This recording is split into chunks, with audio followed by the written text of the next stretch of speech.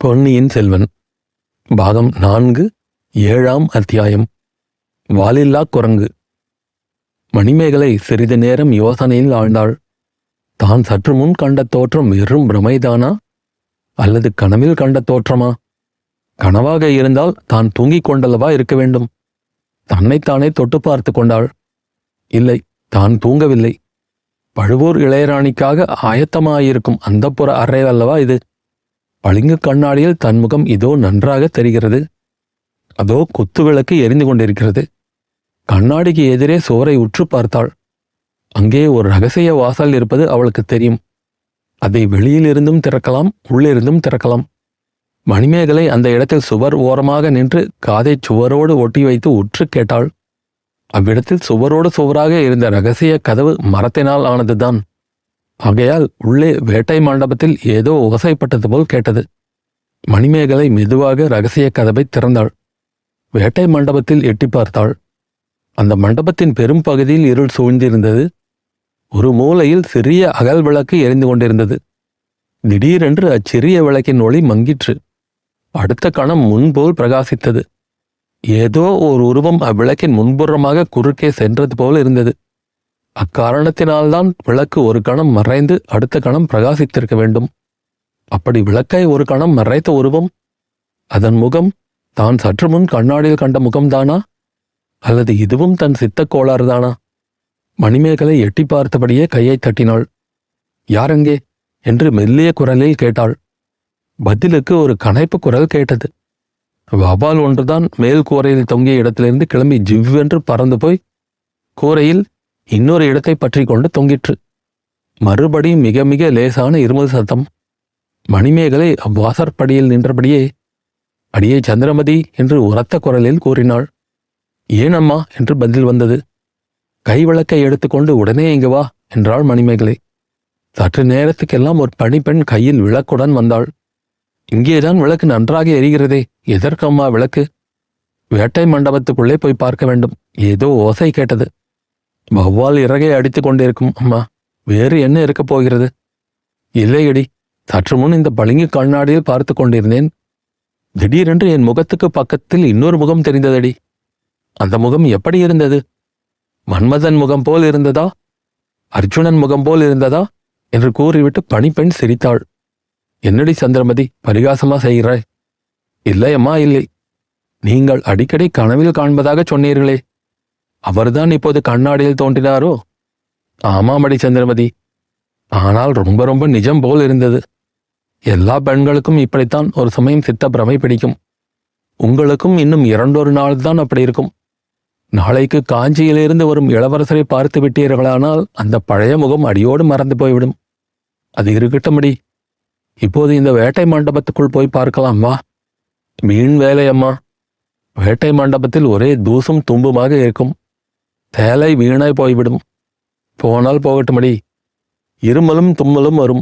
நாளைக்கு எல்லோரும் வரும் சமயத்தில் சும்மா வரட்டும். வேட்டை மண்டபத்தை இப்போது சோதித்து பார்த்தே ஆக வேண்டும். விளக்கை அசைத்து அணைத்து விடாமல் எடுத்து வா. இவ்விதம் கூறிக்கொண்டே மணிமேகலை வேட்டை மண்டபத்துக்குள் பிரவேசித்தாள். தோழியும் விளக்குடன் அவளை தொடர்ந்து வந்தாள். இருவரும் சுற்றி பார்த்து கொண்டே வந்தார்கள். சந்திரமதி கையிலிருந்த தீபத்துக்கு மேலாக நோக்கி உயிரற்ற மிருகங்களை மட்டும் பார்த்து கொண்டே வந்தாள். மணிமேகலையோ சில சமயம் தரையிலும் பார்த்தாள். தரையில் படிந்திருந்த புழுதியில் அங்குமிங்கும் கால் சுவடுகள் இருந்ததை கவனித்துக் கொண்டாள். அம்மா, அதோ என்றாள் சந்திரமதி. என்னடி இப்படி பதறுகிறாய்? அதோ அந்த வாலில்லா குரங்கு அசைந்தது போல் இருந்தது. உன்னை பார்த்து அது தன் சந்தோஷத்தை தெரியப்படுத்தியதாக்கும். என்ன அம்மா, என்னை கேலி செய்கிறீர்களே? நான் பிரமை பிடித்து அலைகிறேன் என்று நீ மட்டும் என்னை பரிகாசம் செய்வலையா? ஒருவேளை உங்கள் கண்ணாடியில் தெரிந்த முகம் அந்த குரங்கின் முகம்தானோ என்னமோ? நாம் வந்த வாசலுக்கு நேரே இருக்கிறது பாருங்கள். குரங்கு மறுபடியும் அசைகிறது. சீச்சி, உன் விளக்கின் நிழல் அடி. விளக்கின் நிழல் அசையும் போது அப்படி குரங்கு அசைவது போல தெரிகிறது. வா போகலாம். இங்கே ஒருவரையும் காணோம். அப்படியானால் அந்த குரங்கு முகம்தான் கண்ணாடியில் தெரிந்திருக்க வேண்டும். இல்லாவிடில் அதோ மேலே உட்கார்ந்திருக்கிறதே, அந்த ஆந்தையின் முகமாக இருக்கலாம். இது நம்மை பார்த்து எப்படி விழிக்கிறது பாருங்கள். என்னை ஏன் சேர்த்துக் கொள்கிறாய்? உன் அழகை பார்த்து சொக்கி போய்தான் அந்த ஆந்தை அப்படி கண் கொட்டாமல் பார்க்கிறது. பின்னே தங்களை கண்ணாடியில் எட்டி பார்த்த முகம் யாருடைய முகமாயிருக்கும்? அடியே, எனக்குத்தான் சித்தப்பிரமை என்று நீ முடிவு கட்டிவிட்டாயே. என் கனவில் அடிக்கடி தோன்றும் முகம் கண்ணாடியிலும் தோன்றியிருக்கலாம். அந்த சுந்தர முகத்தை பார்த்த கண்ணால் இந்த குரங்கையும் ஆந்தையையும் பார்க்க வேண்டி வந்ததே என்று எனக்கு கஷ்டமாயிருக்கிறது. வாடி போகலாம். கண்ணாடியில் இன்னொரு தடவை அந்த முகம் தெரியுமா என்று பார்க்கிறேன். 2 பெண்களும் மறுபடியும் வந்த வழியே புகுந்து அந்தப்புற அறைக்குள்ளே போனார்கள். வாலில்லா குரங்குக்கு பின்னால் இருந்து வந்தியத்தேவன் வெளியில் வந்தான். 2-3 தடவை தும்மி மூக்கில் புகுந்திருந்த தூசி தும்புகளை போக்கிக் கொண்டான். தன்னை அவ்வளவு நன்றாக மறைத்திருந்த வாலில்லா குரங்குக்கு தனது நன்றியை செலுத்தினான். ஏ குரங்கே, நீ வாழ்க. அந்த பணிப்பெண் என் முகத்தை உன்முகத்தோடு ஒப்பிட்டாள். அப்போது எனக்கு கோபமாய்த்தான் இருந்தது. வெளியில் வந்துவிடலாமா என்று கூட எண்ணினேன். நல்ல வேலையாய் போயிற்று. மனத்தை அடக்கிக் கொண்டேன். நீ மட்டும் இங்கே ஆள் உயரத்துக்கு நின்றிடாவிட்டால் என் கதி என்ன ஆயிருக்கும்? அந்த பெண்களிடம் அகப்பட்டு கொண்டிருப்பேன். குரங்கே, நீ நன்றாயிருக்க வேணும். இப்படி சொல்லி முடிக்கும் போதே அந்த பெண்களிடம் அகப்பட்டு கொண்டிருந்தாலும் அப்படி ஒன்றும் விபரீதமாக போயிராது என்ற எண்ணம் அவன் மனத்தில் தோன்றியது. அவர்கள் யார் என்பதை முன்னமே ஊகித்துக் கொண்டிருந்தான். அவர்கள் பேசிய வார்த்தைகள் யாவும் அவன் காதில் நன்றாய் விழுந்தன. அதிலும் மணிமேகலை உரத்த குரலில் கணீர் என்று பேசினாள். கனவில் கண்ட முகத்தை பற்றியும் கண்ணாடியில் பார்த்த முகத்தை பற்றியும் அவள் ஏதோ பேசினாளே, அது என்ன? பழைய சம்பவங்கள் அவனுக்கு நினைவு வந்தன. கந்தமாறன் அடிக்கடி இவளிடம் தன்னை பற்றி பேசியிருப்பதாக சொல்லியிருக்கிறான். முன் தடவை இந்த மாளிகைக்கு வந்திருந்தபோது அவளை அரைகுறையாக பார்த்து சென்றதும் கந்தமாறன் அவளை வேறு பெரிய இடத்தில் மனம் செய்து கொடுக்கப் போவதாக சொன்னதும் ஞாபகத்துக்கு வந்தன. இந்த பேதை பெண் ஒருவேளை அவளுடைய மனத்தை மாற்றிக்கொள்ளாமல் இருக்கிறாளா என்ன? அதை பற்றி யோசிப்பதற்கு இப்போது நேரமில்லை. வெளியேறும் வழியை பார்க்க வேண்டும். யானை தந்த பிடியுள்ள வழி அந்த புறத்துக்குள் போகிறது. ஆகையால் அது தனக்கு பயன்படாது. தான் வந்த வழியைத்தான் தேடி பிடிக்க வேண்டும். இரகசிய வழிகளின் கதவுகளை உள்ளே இருந்து திறப்பதற்கும் வெளியிருந்து திறப்பதற்கும் வெவ்வேறு முறைகள் உண்டு என்பது அவனுக்கு தெரிந்ததே. திறப்பது எப்படி என்று கஷ்டப்பட்டு கண்டுபிடிக்கலாம். ஆனால் இரகசிய வழி எங்கே இருக்கிறது என்று தெரிந்தால் அல்லவா திறப்பதற்கு வழி கண்டுபிடிக்கலாம். சுவரை எவ்வளவு உற்று உற்று பார்த்தாலும் ஒன்றும் தெரியவில்லை. வெளிச்சமும் போதவில்லை. தான் புகுந்த இடத்துக்கு பக்கத்தில் முதலை ஒன்று கிடந்தது என்பது அவன் நினைவுக்கு வந்தது. அங்கே போய் அருகில் உள்ள சுவர் பகுதியையெல்லாம் தடவி பார்த்தால் ஒருவேளை வெளியேறும் வழி புலப்படலாம்.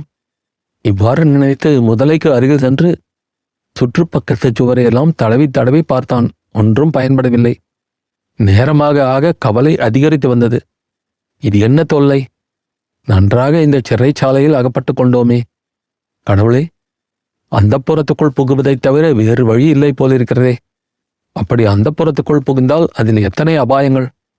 ஒருவேளை மணிமேகலை தன்னிடம் அனுதாபம் காட்டலாம். ஆயினும் தான் அவளிடம் இங்கே இப்படி இரகசியமாக வந்ததற்கு என்ன காரணம் சொல்வது?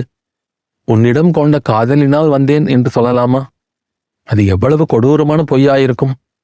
துணிந்து அத்தகைய பொய் சொன்னாலும் அவள் நம்புவாளா? மணிமேகலை மட்டும் தனியாயிருப்பாள் என்பது என்ன நிச்சயம்?